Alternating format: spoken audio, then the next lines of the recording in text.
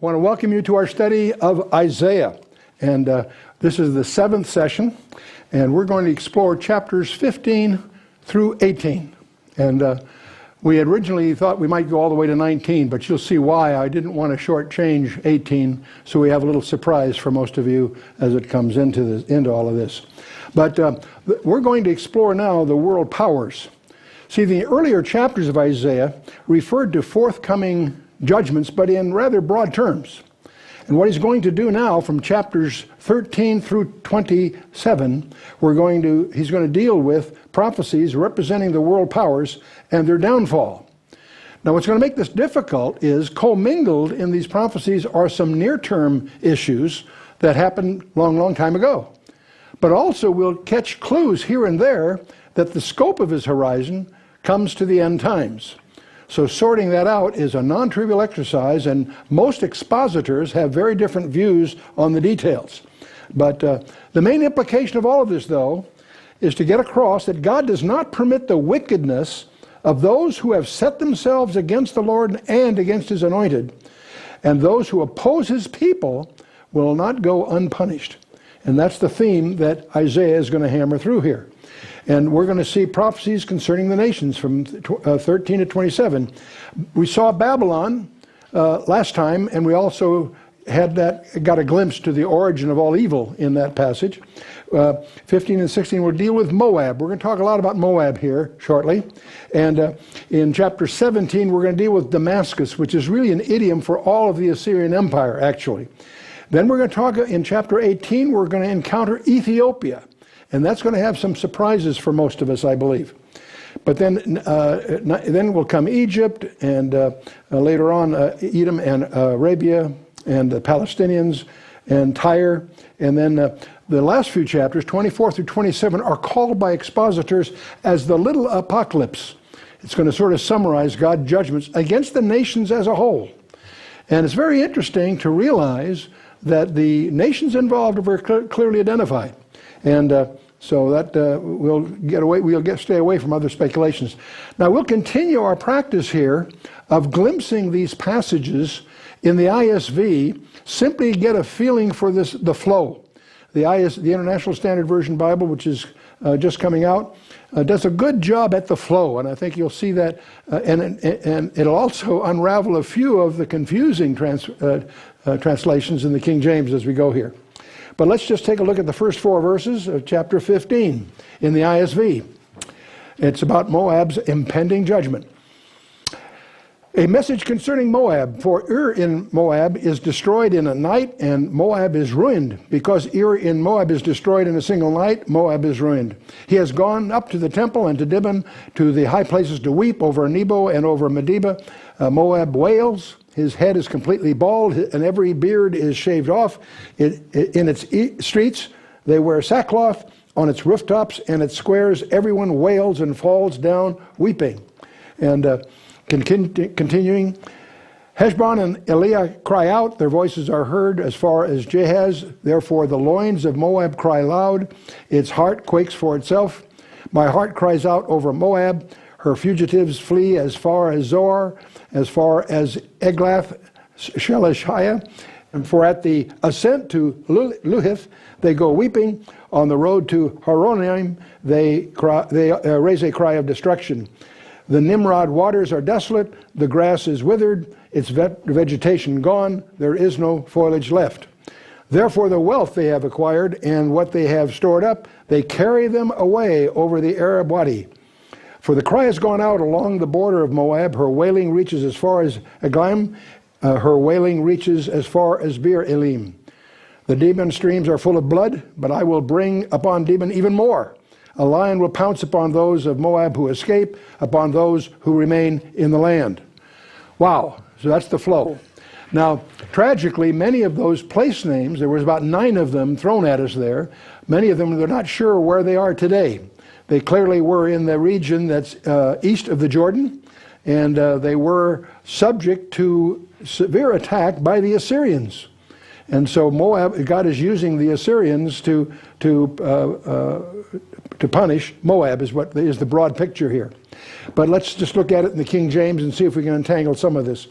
The burden of Moab, because of the night, Ar of Moab is laid waste and brought to silence, because in the night, Kir of Moab is laid waste and brought to silence.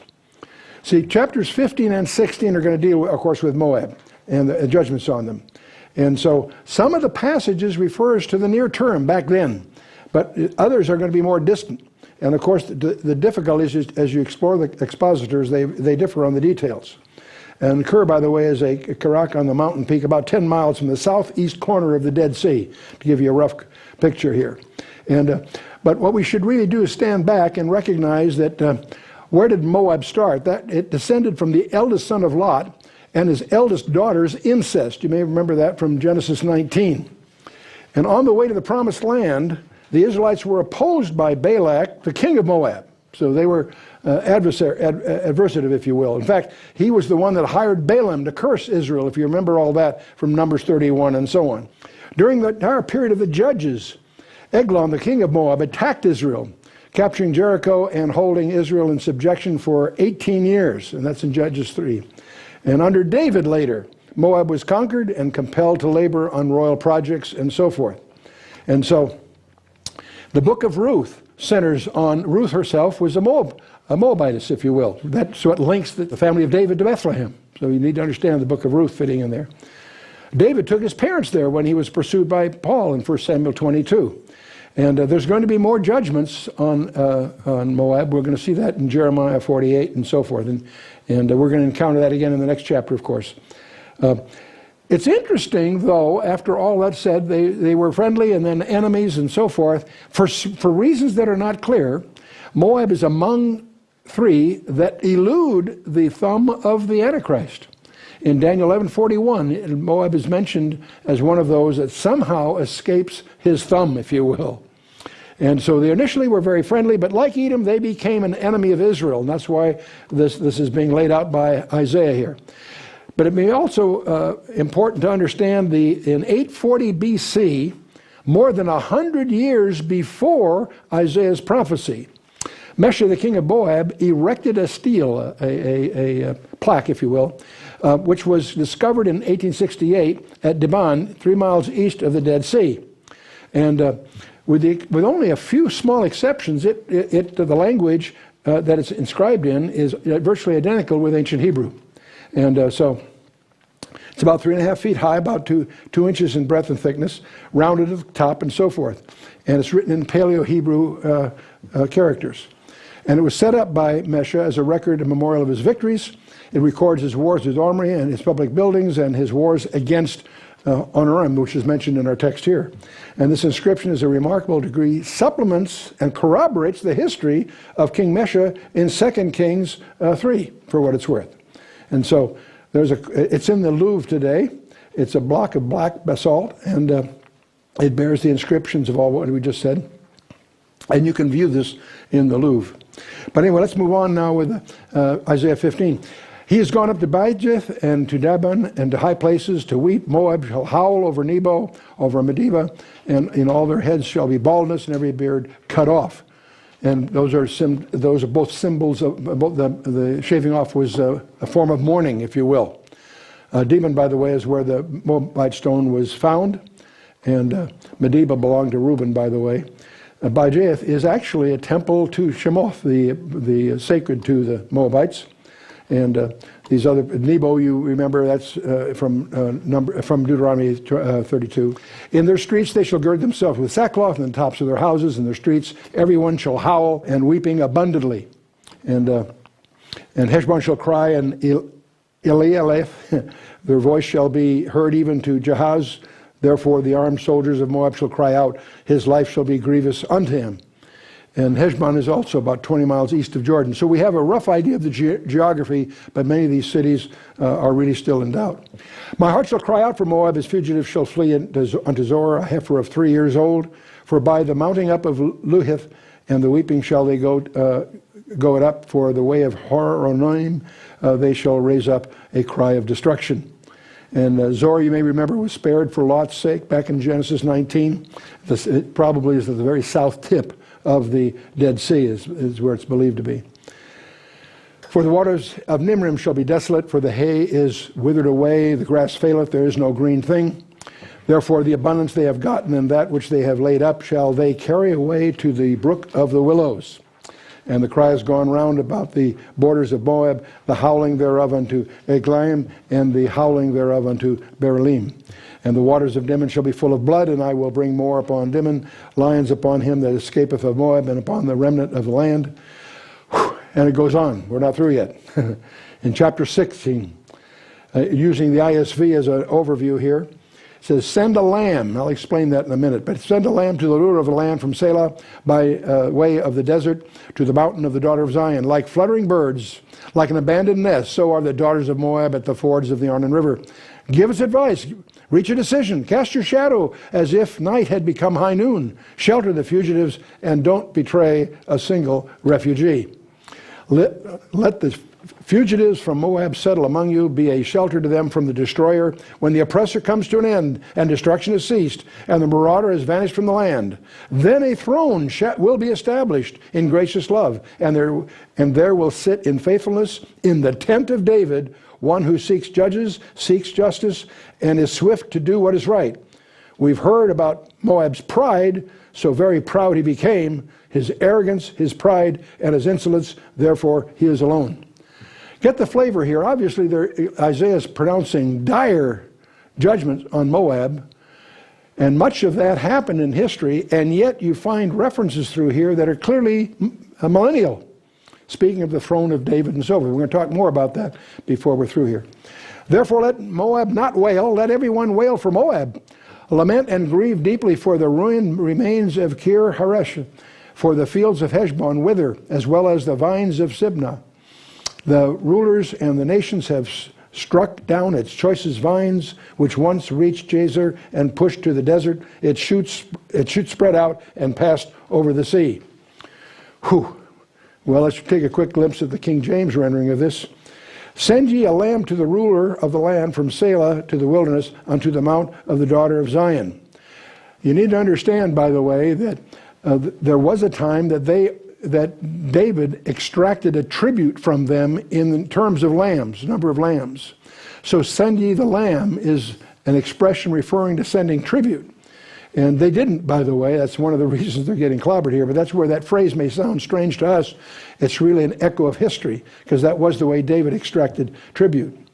And but they revolted in Isaiah's day and attacked with the Ammonites. And so, but it makes reference here to Selah. And Selah is another word for Petra. Petra was the capital, if you will, of Moab. It is well known because there's a very narrow way to get into the valley. It is literally it's called the Seek, but it is so narrow that it makes it very easy to defend. And that's what it's called. The word means sheepfold, by the way. Petra or Basra are terms for a sheepfold. And when you get through that, it's a very spectacular things that you run into. It's very worth. This is looking back. That's the crack that you came through to get into the valley, the Petra Valley. So it's worth doing, by the way, if you're planning a trip to that part of the region. Let's move on here. For it shall be that as a wandering bird cast out of the nest, so the daughters of Moab shall be at the fords of Arnon. And take counsel, execute judgment. Make thy shadow as the night in the midst of the noonday. Hide the outcast, bewray not him that wandereth. And so hide the outcasts. See, this could be, it's not clear, it could be an echo of something yet future. Because that is the place where the remnant are going to flee. That are when Jerusalem is under attack by the Antichrist, the remnant's going to flee and find refuge in Petra. And we'll look at all of that when we get to Isaiah 63, because that remnant will be the target of the second coming of Jesus Christ, believe it or not. That's all in Isaiah 63. So we're going to explore that in detail when we get there. Let mine outcast dwell with thee, Moab. Be thou a covert to them from the face of the spoiler, for the extortioner is at an end. The spoiler ceaseth. The oppressors are consumed out of the land. Hiding from the face of the spoiler. And in mercy shall the throne be established. Now, see the sudden shift of focus here. The throne, that did not exist. The throne of David is yet future. In mercy shall the throne be established, and he shall sit upon it in truth in the tabernacle of David. judging and seeking judgment, and hasting righteousness. This is one of the allusions that makes this so difficult, because through what's sprinkled through Isaiah's prophecies against Moab are echoes, so to speak, in advance of the end times. And this comes up, incidentally, in the book of Acts, in Acts 15. It becomes a point of discussion when James, who's chairing the council there, refers to Amos 9, 11 and 12, referring to the fact that the tabernacle of David was going to be reestablished. That's yet future. That's yet future.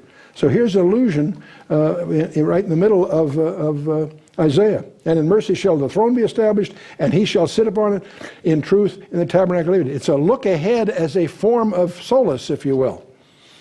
The tabernacle of David. And we're going to talk more about this evening when we get to chapter 18, and that will be a surprise probably. We'll talk more about the throne here. If you look at Matthew 25:31, it makes allusion, when the Son of Man shall come in his glory, and all the holy angels with him, then shall he sit upon what? The throne of his glory. We somehow don't visualize Jesus sitting on a throne. We know he's coming back, and in power and all that, but he's going to be sitting on his throne. It's a remarkable, the focus that's on that in the scripture. And the throne of his glory. In Zechariah 6, it makes this, and speak to him, saying, thus speaketh the Lord of hosts, saying, behold the man whose name is the branch. Who's that? The Nazarene, right? Okay. And he shall grow up out of his place, and he shall build the temple of the Lord. Even he shall build the temple of the Lord, and he shall bear the glory, and shall sit and rule upon what? His throne. And he shall be a priest upon his throne. Interesting commingling of ruling and priesthood together. That's only three people that are labeled that way. Melchizedek, of course. Jesus, of course. And us. Yeah, you're right. I see the motions coming from the audience. You guys have done your homework. And Isaiah, so let's pick up Isaiah again, about verse 6 here in chapter 16. We have heard the pride of Moab. He is very proud, even of his haughtiness and his pride and his wrath. But his lies shall not be so. Therefore shall Moab howl for Moab. Every one shall howl. For the foundations of Kirharesheth shall ye mourn. Surely they are stricken. For the fields of Heshbon languish, and the vine of Sibnah. The lords of the heathen have broken down the principal plants thereof. They are come even unto Jazer. They wandered through the wilderness. Her branches are stretched out. They are gone over the sea. Now picking up the ISV for the next section here, where Israel's going to weep for Moab. Picking up verse 9, therefore I weep with the tears of Jazer for the vines of Sibmah. I drench you with my tears, O Heshbon and Heliath, for the shouts of joy over your summer fruit and your grain harvest have ended. Joy and gladness are taken away from the orchard. In the vineyards people will sing no songs. No cheers are raised. No vintner treads out wine in the presses, because I put an end to the shouting. Therefore my insides moan like a lyre for Moab, and my innermost being for Kir-Hareseth. When Moab appears, when he arrives upon the high place and comes to the sanctuary to pray, he will not prevail. This was the message that the Lord spoke concerning Moab in the past. But now the Lord has spoken again.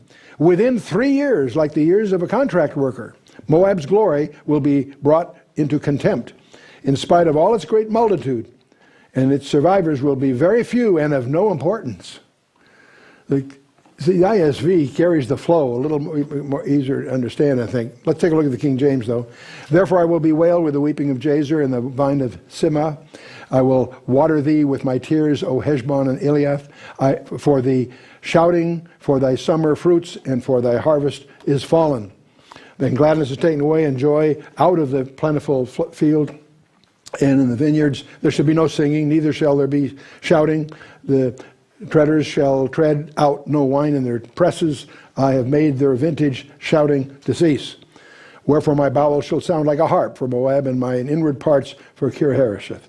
And it shall come to pass when it is seen that Moab is weary on the high place, that he shall come to his sanctuary to pray, but he shall not prevail. This is the word that the Lord hath spoken concerning Moab since that time. But now the Lord hath spoken, saying, within 3 years, as the years of a hireling, and the glory of Moab shall be contemned, and all that great multitude, and the remnant shall be very small and feeble. And it was within 3 years that Sennacherib wipes out Moab. So that, strangely enough, has an echo in the history here. But moving on to chapter 17, we're going to change subjects now. We leave Moab behind us, confusing though it may be, and take a look at Damascus, which was the capital of Syria, or the Assyrian Empire. A message about Damascus. Look, Damascus will cease to be a city. Instead, it will become a pile of ruins. One of the most frequent questions I get these days is that destruction in Isaiah 17 about to happen. Maybe, could be. At the same time, that passage could be just a rhetorical device speaking of the fall of Assyria back then. So you can make too much of that. There's no other cross-reference here to really get too dogmatic about that from a prophetic point of view. But let's move on. The cities, Oraru, will be deserted. They will be devoted to the herds that will lay at rest. The terrorism will be no more. The fortress will disappear from Ephraim and royal authority from Damascus. The survivors from Aram will be like the glory of the Israelis, declares the Lord of the heavenly armies. And the ISV likes to speak of the Lord of the heavenly armies. Somehow, I still prefer the King James, the Lord of hosts, but that's, I guess, I'm a throwback for me. Anyway, let's look at it in the King James here. The burden of Damascus. Behold, Damascus is taken away from being a city, and it shall be a ruinous heap. Now, Damascus makes the boast that it's the oldest continuously inhabited city on the planet Earth. There's a number of places that make that claim. And it may be true, it is challenged by some scholars. But the real point is that there are many people expecting Damascus to receive this destruction in our current days. So just be aware of that. Whether they're right or not, who knows? But be aware of that. There was an early fulfillment of this in Sennacherib's approaching invasion. But verses 12 through 14 in this chapter do look forward to a final invasion and battle. So that's what people build their anxieties on, if you will. Verse 2, the cities of Aurora are forsaken, they shall be for flocks, they shall lie down, and none shall make them afraid. The fortress also shall cease from Ephraim. The word Ephraim, by the way, is the largest component, but used as a synecdoche of the whole northern kingdom, if you will, that God is using the Assyrians to judge, as you know. And the kingdom from Damascus and the remnant of Syria. Ephraim, kingdom from Damascus, and the remnant of Syria. And they shall be as the glory of the children of Israel, saith the Lord of hosts. Let's continue in the ISV from verse 4 on, and it's a time for weakness of Israel. It says, at that time Jacob's glory will have become weakened, and his strong flesh will turn gaunt. It will be as if the harvesters gather standing grain, reaping the ears by hand, or it will be as if the grain is harvested in the valley of Rephaim, which is a very strange term. That's the word, it can mean death, if you will. Valley of the death. Nevertheless, gleanings will remain in Israel as when an olive tree is beaten. 2 or 3 ripe olives left in the topmost branches, 4 or 5 left among the branches of the fruit-filled tree, declares the Lord God of Israel. Well, looking at the King James here, in that day it shall come to pass that the glory of Jacob shall be made thin, and the fatness of his flesh shall wax lean. And in verses 4, 7, and 9, we're going to encounter a phrase, in that day. And that seems to refer to the situation mentioned repeatedly throughout the first portion of Isaiah, the invasion of Aram and Israel by the Assyrian army. That's justifiable. And yet, it may be yet a glimpse looking even further ahead. And it shall be as when the harvestman gathereth the corn and reapeth the ears with his arm, it shall be as he that gathereth ears in the valley Ephraim. And the word Rephaim is a tribal name, and yet it's one of the 4 tribes that Joshua was told to wipe out every man, woman, and child. They were apparently Nephilim. And so the word itself is ambiguous and can mean, it's translated differently by different people in different places, so be careful with that one. But let's move on with verse 6. Yet gleaning grapes shall be left in it, as the shaking of the olive tree, 2 or 3 berries at the top of the uttermost bough, 4 or 5 in the outmost fruitful branches thereof, saith the Lord God of Israel.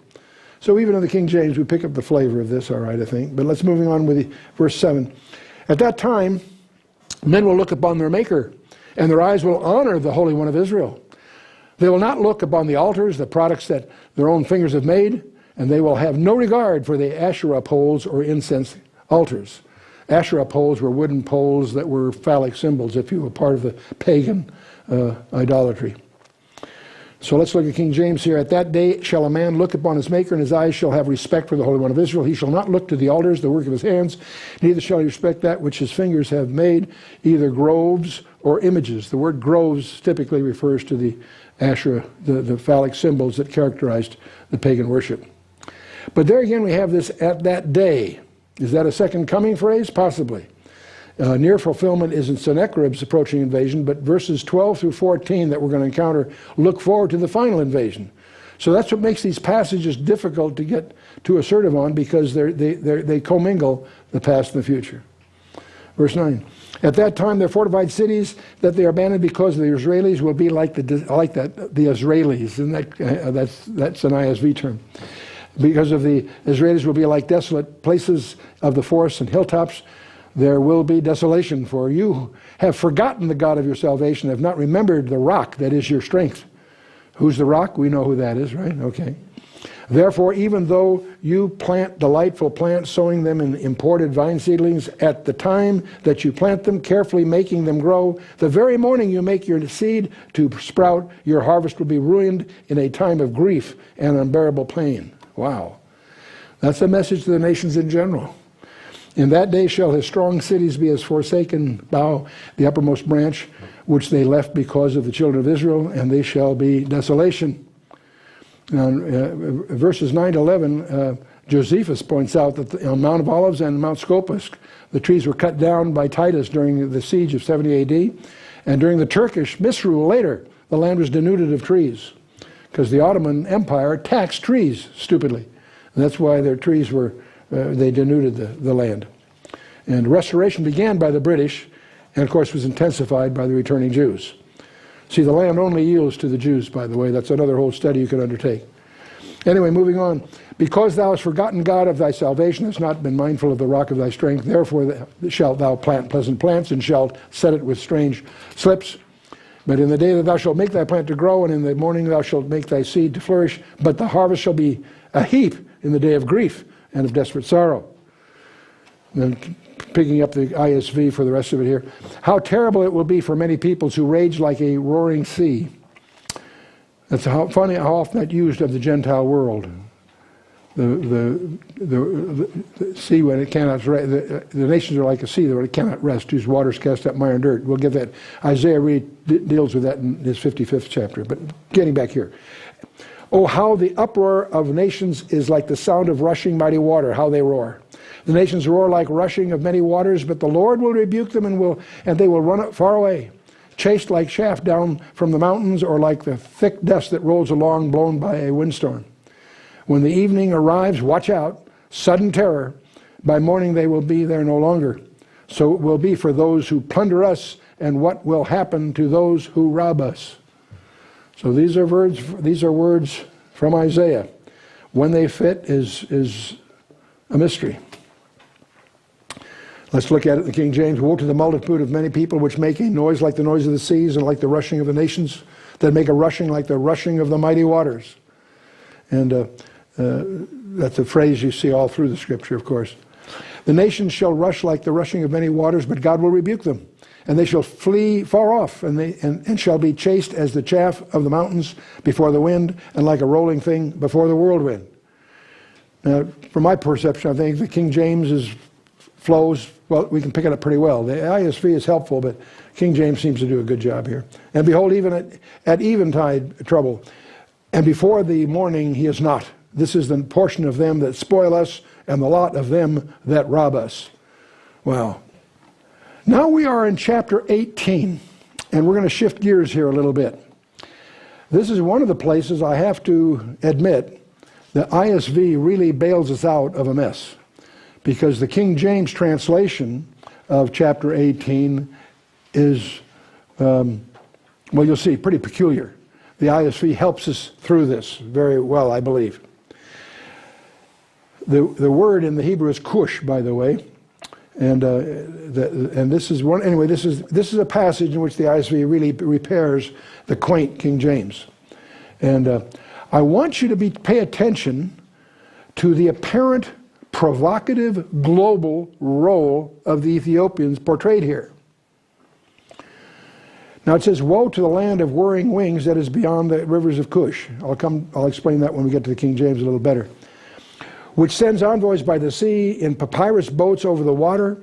Go, swift messengers, to a tall, smooth-skinned nation, to a people feared far and wide, a nation that metes out punishment and oppresses, whose land the rivers divide. All you inhabitants of the world, you who live on the earth, when a banner is raised on the mountains, you'll see it. When a trumpet sounds, you'll hear it. Now, before we even get into King James, I don't want to get distracted here. The woe here is ho. It's not necessarily a negative. It's just ho. It's a oi. It's a woe to the land of whirring wings. It fascinates me to see the commentators deal with that sentence, and I can tell that the commentators have never been to Ethiopia, because it speaks of it's the land of the whirring wings, and they have all these weird speculations as to what that means.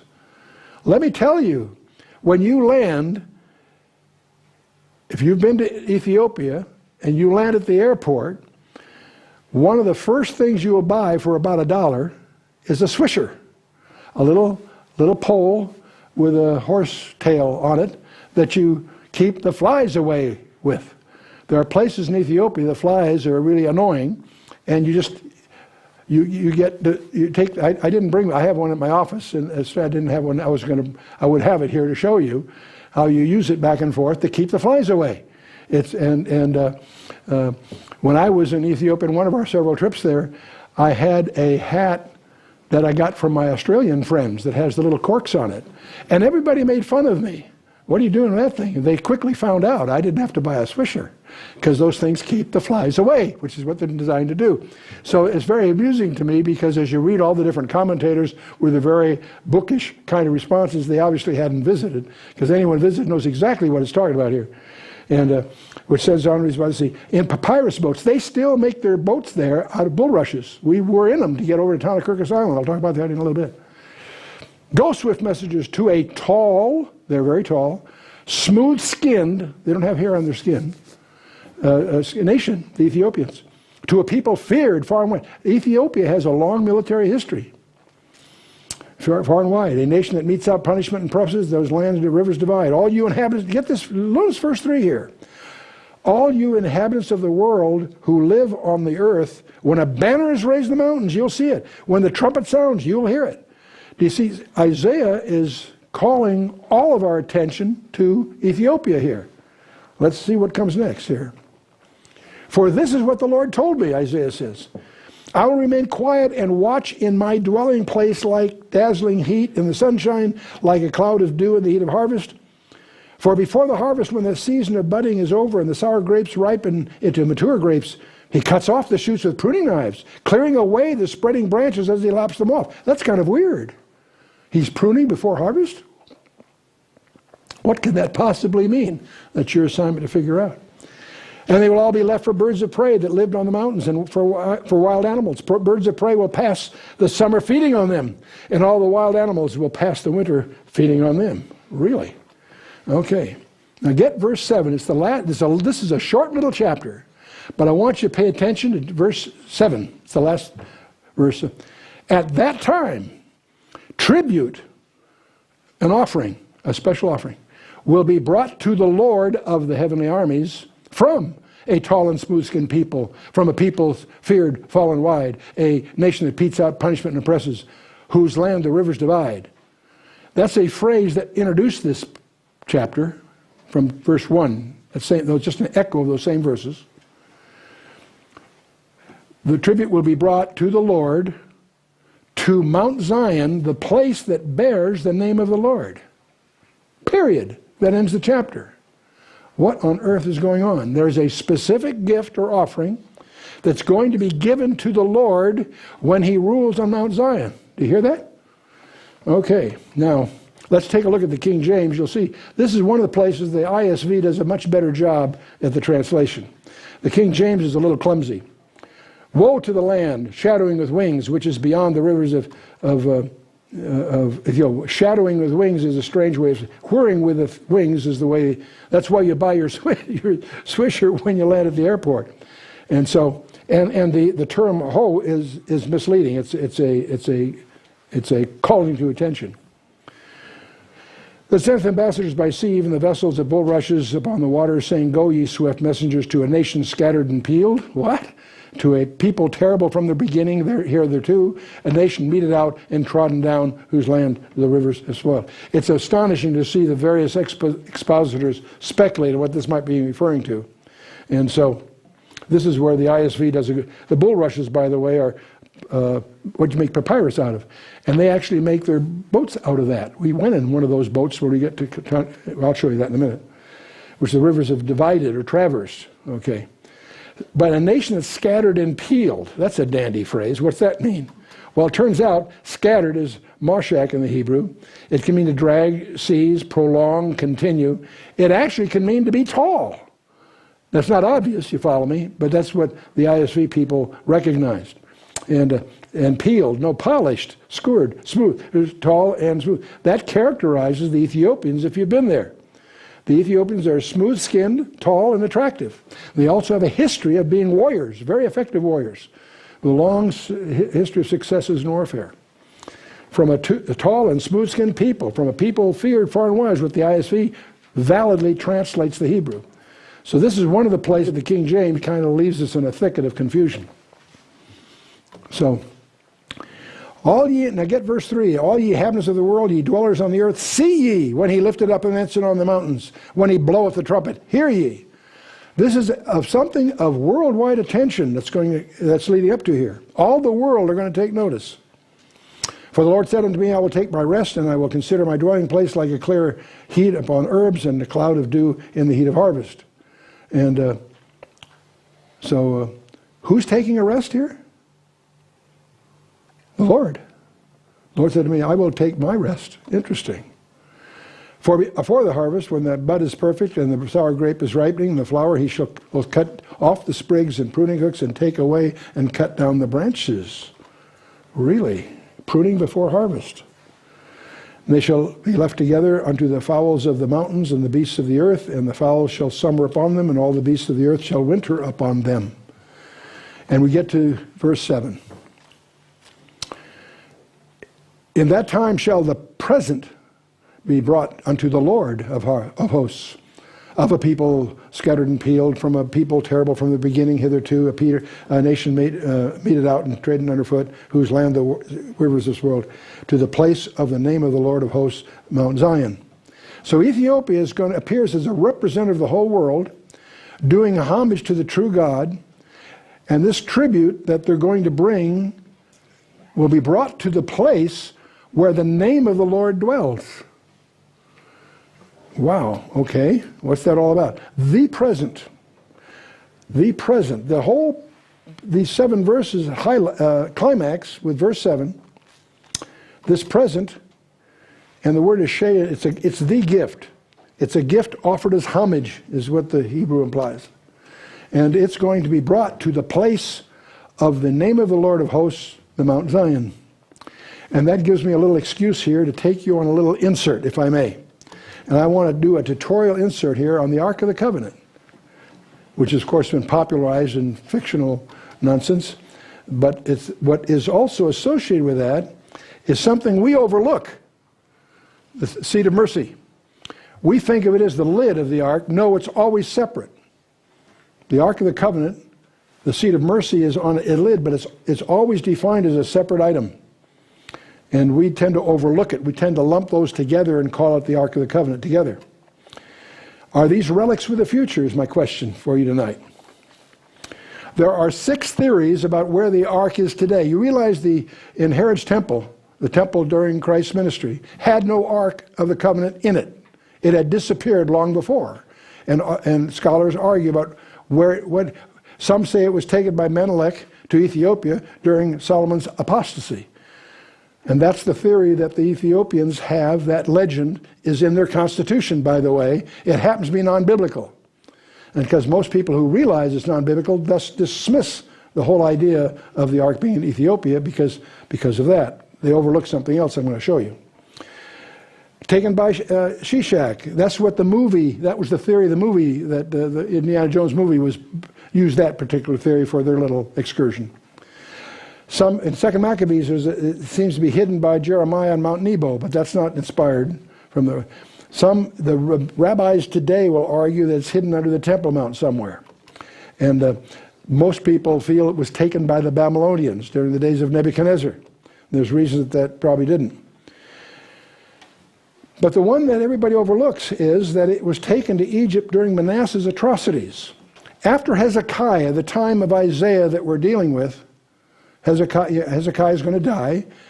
He will be succeeded by Manasseh. Manasseh tries to wipe out Judaism. He makes reading the Torah a capital crime. He burns all copies of the Torah. Fortunately, one was hidden in the temple. It gets found. But while Manasseh is doing his atrocities, something very strange and overlooked has occurred, and we're going to take a look at that. And so his rampages you'll find in 2 Kings 21. I won't take the time here, and we're going to deal with that when we get to also in 2 Chronicles 34. But what happens is, of course, after Manasseh comes an 8-year-old kid by the name of Josiah. And Josiah, as he grows up, is a good guy. His heart's in the right place. And the high priest discovers a copy of the Torah hidden away in the temple that everybody had overlooked, brings it out. Josiah reads it and is overwhelmed. By now, I think he's in his 20s by then. But he calls for a revival Passover. Passover's coming. They're going to observe it properly. And that's all in 2 Chronicles 35. And that's your chapter that I should have had you read for this, if I knew I could get this far in our thing here. And so we're going to look at Josiah and Pharaoh Necho, and we're going to look at the Ethiopian treasure in Acts 8. And we're going to talk about something else that everybody overlooks, the mercy seat. That's our study in our excursion here. Where are we headed here? In 2 Chronicles chapter 35, verse 3, it reads, "And he," that is Josiah, "said to the Levites that taught all Israel, which were holy unto the Lord," quote, "Put the holy ark in the house which Solomon the son of David, king of Israel, did build. It shall not be a burden upon your shoulders. Serve now the Lord your God and his people Israel." This is the king telling the Levites to bring the ark and put it back where it belongs. That means it's not in the temple, right? Why is it not there? We don't know. We presume reasonably that during the ravages of Manasseh, the Levites took it and hid it to keep it from being destroyed by Manasseh, got it out of the temple, out of town, under the protection of Egypt. And we're going to look at that. But it shall not be a burden on your shoulders. That means the Levites are carrying it somewhere. It's in traverse. That was the proper way for it to be carried, under the shoulders of the Levites. Now, it doesn't say they complied. Most people who teach from that passage assume that they did what he told them to do. No, it doesn't say they implied. In fact, it says just the opposite. You'll see shortly here. The Levites had apparently taken the ark and the mercy seat, of course, with it, out of the temple, out of Jerusalem. In fact, out of the jurisdiction and atrocities of Manasseh, and who was attempting to eliminate Mosaic Judaism. And they they went to Pharaoh Necho for protection. Now, there is a legend that you need to know about that's not true, that the Ethiopians to this day cling to. That Queen of Sheba, when she visited Solomon, in those days Ethiopia included Saudi Arabia, so the Queen of Sheba was Ethiopian. They had a son, Menelik I, as he might be called, who grows up there until he is 19. Then he returns to Ethiopia, and he brought with him the Ark of the Covenant, leaving a replica behind. That's the legend they have. Now, we know that the Ark was around after those days, so that can't be correct. You follow me? That's not biblical. I'll show you why it's not biblical. Now, the Ethiopians have been guarding this relic they've got for over 2,400 years. The legend has been included in their constitution. It's actually incorporated in their constitution, this legend. Why? Because it serves to ascribe Solomonic descent to their early kings. It's from this legend they can claim Solomonic descent, and they do that to this present day. Okay, now, This legend is not compatible with the biblical record because the ark is referred to in the subsequent days under Josiah. That little phrase in 2 Chronicles 35 is one of the many reasons why scholars reject the belief, the legend that the Ethiopians cling to this day. Do you understand that? What everybody overlooks is they may actually have the ark, but not by the path that they've been taught. Okay? What's been overlooked is that the ark that may have arrived there by another series of events that are in the text. And they're in fact in the same chapter. We're going to take a look at that. When you get to 2 Chronicles 35, go from verse 3, skip down to verse 20, and notice what happens. After all this, when Josiah had prepared the temple, now he's getting ready for his Passover celebration, right? Necho, king of Egypt, came up to fight against Carchemish by Euphrates, and Josiah went out against him. Let me explain what's going on here.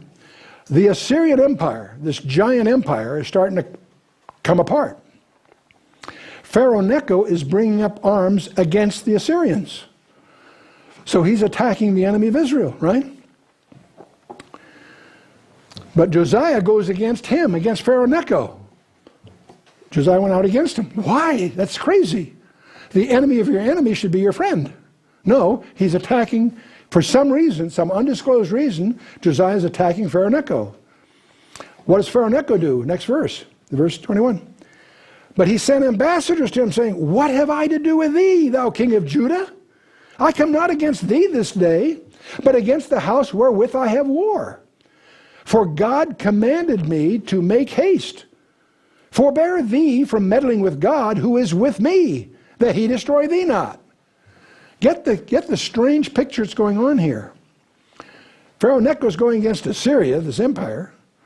Little Judah is coming against Pharaoh Necho. And he's saying, what are you doing? I'm doing what God told me to do. Well, wait a minute. How can he know that?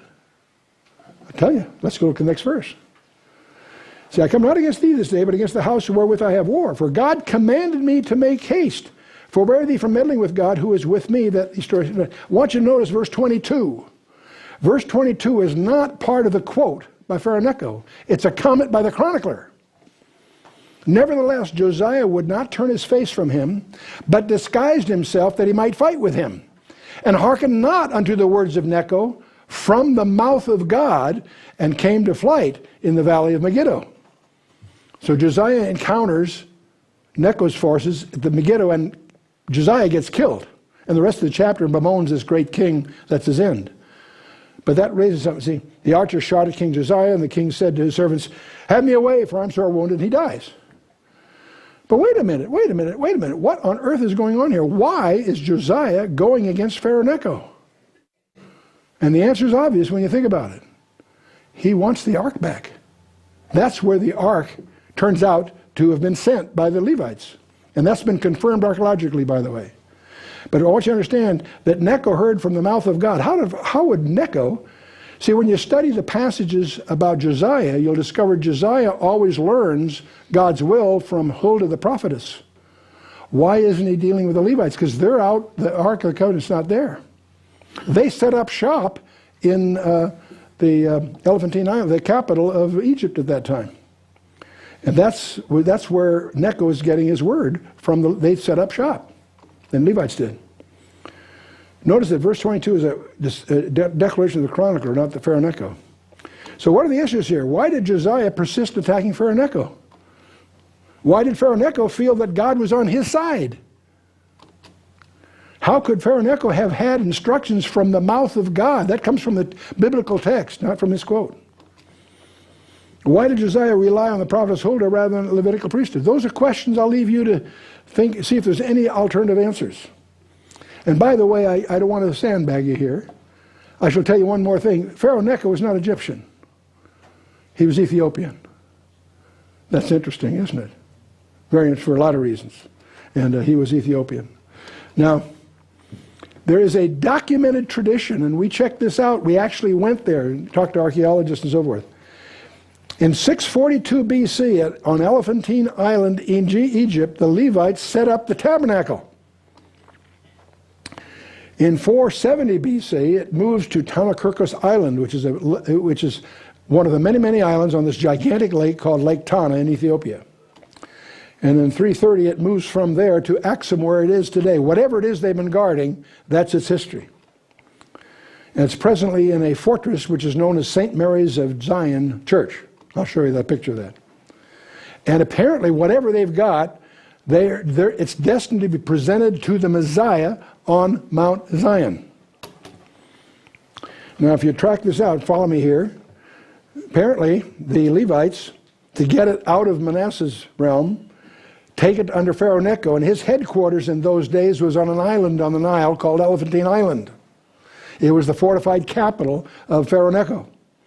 And it was located there in 630 BC, and it stays there for virtually 2 centuries. Okay? Then, and Elephantine Island, by the way, was an early advanced outpost of Egypt, southernmost border town, fortified installation serving as the first dynasty fortress. It was very important during the 25th dynasty, which is known as the Ethiopian dynasty, by the way. And the temple to Yod-Heh-Vaveh served the Jewish colony prior to the Persian occupations of 525 to 404. That is actually all in the Elephantine official guidebook from the German Institute of Archaeology in Cairo, 1998. And we actually went there, and I won't give you the long story there. All of that is in our materials. We have a briefing pack on the Seat of Mercy and so forth. Well, it goes from Elephantine Island then to Lake Tana. There's a huge lake in Lake Tana. And on that lake there is an island called Damascus Island. And so the monks won't let anyone on there. You have to make very special arrangements to get on there. Even the History Channel had a tough time getting on there when they did their little thing. It remained there for 800 years on Damascus Island. And you might be interested in some of the pictures there. This is the head monk there showing me his Bible. And we had some special arrangements made for us to be there. We've been there a couple of times. And what's interesting, when you look at their Bible, they proudly point in their Bible is a visit by Mary, Joseph, and the baby to the island while they're there. Wow. Yeah, that's kind of fun, isn't it? That's their in their Bible. But anyway, they move to Axum then, and it's been in Axum ever since, and it's predicted there. It's in a place that's called St. Mary's Church of Zion. Once a year, they have a ceremonial thing they do in January, but they don't actually take the real thing out. The guardian never leaves. He stays there for his entire life. There's a young boy that when he dies will take his place, and they've been doing that. There's a whole procedure. But anyway, they celebrate a thing called the special holiday, where they celebrate. I want you to get the picture of tens of thousands of Ethiopians in white sheets that believe they're Levitical, celebrating what they think is the baptism of Christ. They take this thing, take it down to the water, take 2 days for 24 hours a day, for 2 days they sing in the Spirit on the hilltops, and then that continues for 2 days while they take this thing down to the waterfront and then back. They have a whole thing they do, Timcat, every year. And but what's fascinating, try to get the picture of this. These are Levites celebrating the baptism of Christ, ceremonially, metaphorically. Interesting. And they don't have any eschatology. All they know is what they have to present to the Christ. And there's a whole story behind that. I won't take it. But there's a continuing trust here. 2,400 history of the sacred relic guarded by the Ethiopians. From the Elephantine Island down through the Damascus Island and Lake Tana and to its present location at Axum. And they believe. Now that special offering by Ethiopian is also mentioned in Zephaniah chapter 3 verse 10, and there's a hint of it in several of the Psalms. You know, for years, what I did, like most guys, I dismissed all this stuff because of Jeremiah 3:16.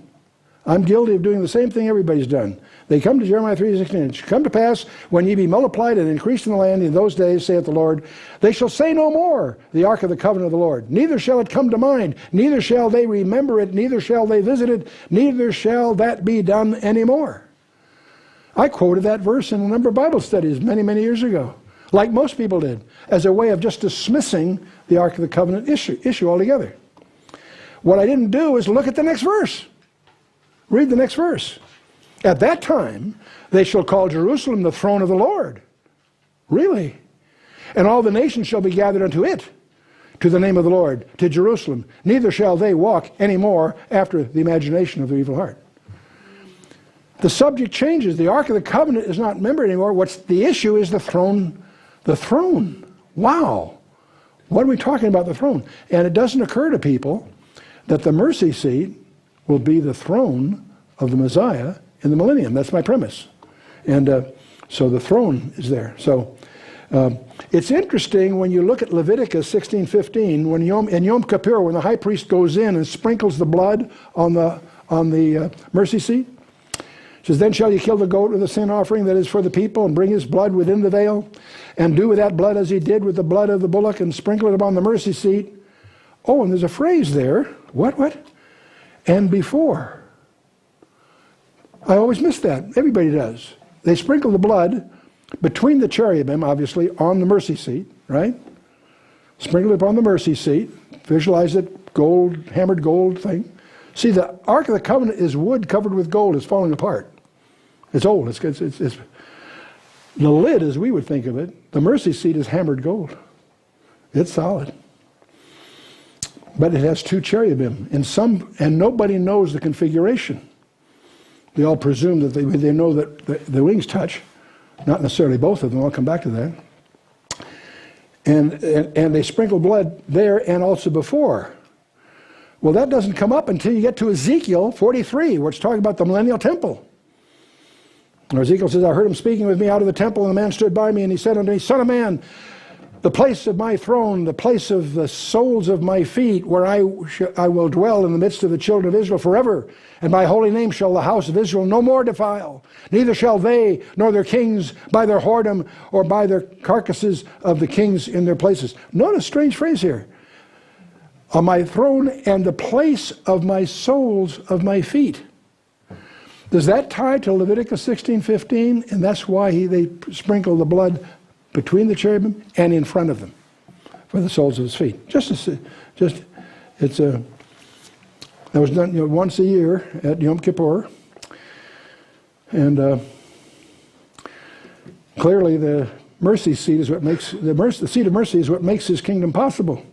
How appropriate for him to rule from it that's my suggestion. Zephaniah 3:10 says, and beyond the rivers of Ethiopia, my supplements, even the daughter of my dispersed, shall bring mine offering. There's another allusion to that there, if you will. Bring to bear or carry like in a royal possession. And mincha, a gift, a tribute, a present, and so forth. Well, all this sounds kind of colorful, just a supposition, until you get to Acts chapter 8. And I won't take you through that. We're running out of time for that. But you remember the Ethiopian treasure? He's on his way. He's been visiting Jerusalem. He's on his way home confused. And supernaturally, Philip is snatched out of a big revival going on in Samaria, comes down there to connect to this guy. And he says, do you understand what you're reading? How can I? Unless somebody explains it to him. He explains to him that, yes, see what he's done. He's gone to Jerusalem because the Messiah has been reported. When he gets there, he finds the Messiah has been killed. He's on his way home confused. Can't compute. He's supposed to present something to the Messiah when he rules. The Messiah has been killed. The Lord supernaturally has Philip join him and explain what he's reading from Isaiah 52 and 53. Get your Bible, pretend you're the Ethiopian treasure, and read those chapter 52 and 53. There's something that's going to have to be explained to you, it says. And Philip explains that he's been killed, but he's coming back. And the Ethiopian treasure said, geez, there's some water. Can I be baptized? Right? So, why was he returning confused? That's why.